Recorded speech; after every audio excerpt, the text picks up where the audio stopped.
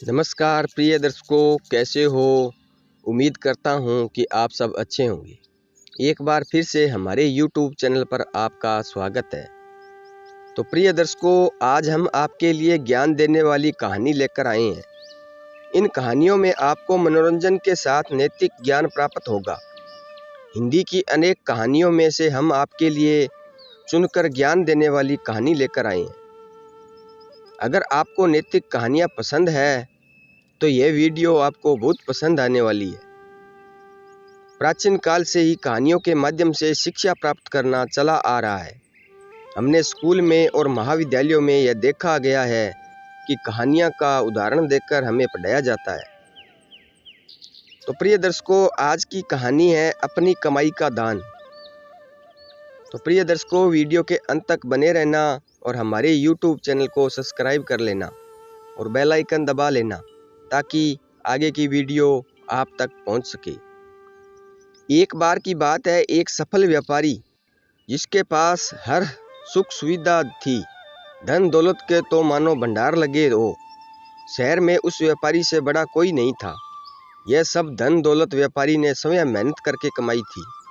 उसने रात दिन मेहनत की, व्यापार को समझा, व्यापार को बढ़ाया और ना जाने कितनी कोशिश की, तब जाकर वह इस मुकाम पर पहुंच पाया था। व्यापारी बहुत ही दयालु प्रवृत्ति का था। वह हमेशा धार्मिक कार्य किया करता था और दान भी दिया करता था। व्यापारी की एक लड़की थी जो विदेश में पढ़ा करती थी और एक लड़का था जो पढ़ाई पूरी करके व्यापार करने आया था। व्यापारी ने देखा कि उसका लड़का बेवजह ही अधिक खर्च करता है और जब भी कोई कर्मचारी अथवा कोई अन्य व्यक्ति भिखारी कुछ भी मांगता है तो वह बिना सोचे समझे दे देता है। बहुत कम समय में ही व्यापारी का लड़का उससे ज़्यादा दान करने लगा। एक दिन व्यापारी ने अपने लड़के को बुलाया और कहा, तुम मेरी कमाई हुई दौलत को उड़ा रहे हो। तुमको क्या लगता है यह दान करना सही है?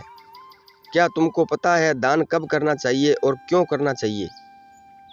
पहले तुम कर्मचारी की तरह पूरा महीना काम करोगे, उसके बाद जो पैसे तुम्हें तनख्वाह के रूप में मिलेंगे उससे तुम दान करना, फिर देखना तुम्हें मेरी बात समझ में आ जाएगी।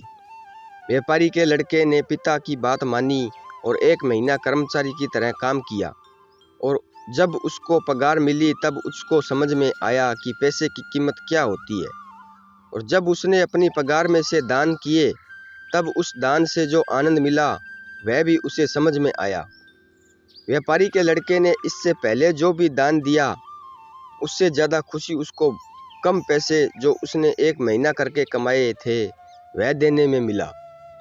व्यापारी ने समझदारी से अपने लड़के को पैसे की कीमत और दान के महत्व के बारे में समझा दिया। तो प्रिय दर्शकों, ये थी दान की कीमत।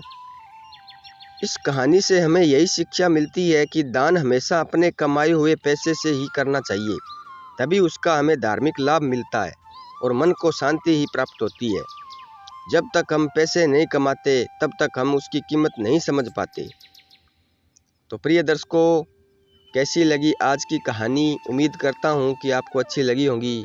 तो मिलते हैं अगली कहानी में, तब तक अपना ख्याल रखना। जय श्री कृष्णा। धन्यवाद।